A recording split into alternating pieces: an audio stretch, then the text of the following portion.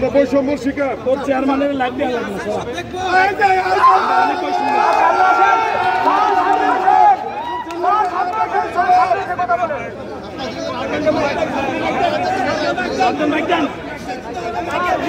Sir আসছেন ধন্যবাদ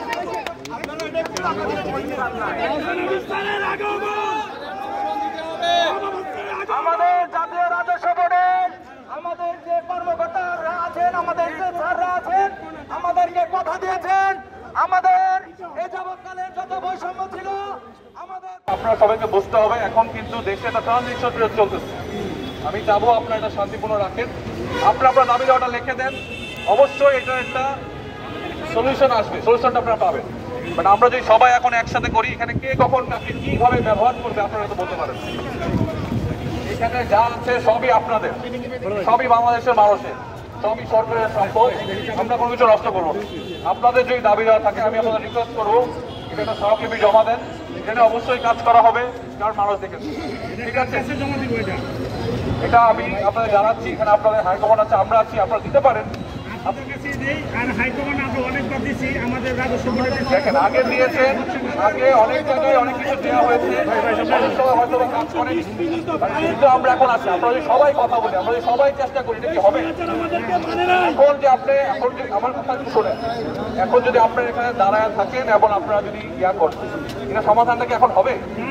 একটু সময় দিতে হবে, অবশ্যই সময় দিতে হবে। আমি চাবো আপনারা এটা শান্তিপূর্ণ রাখেন, আমরা অবশ্যই এটা একটা ব্যবস্থা সবাই নিবে।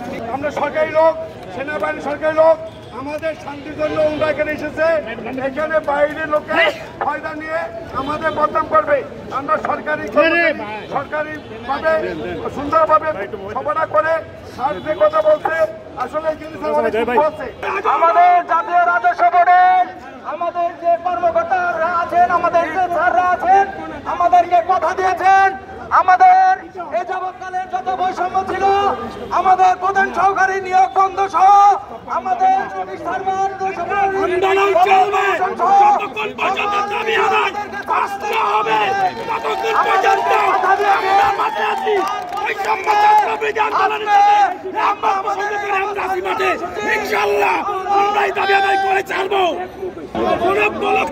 আমরা দেখতে চাই না, দেখতে চাই না।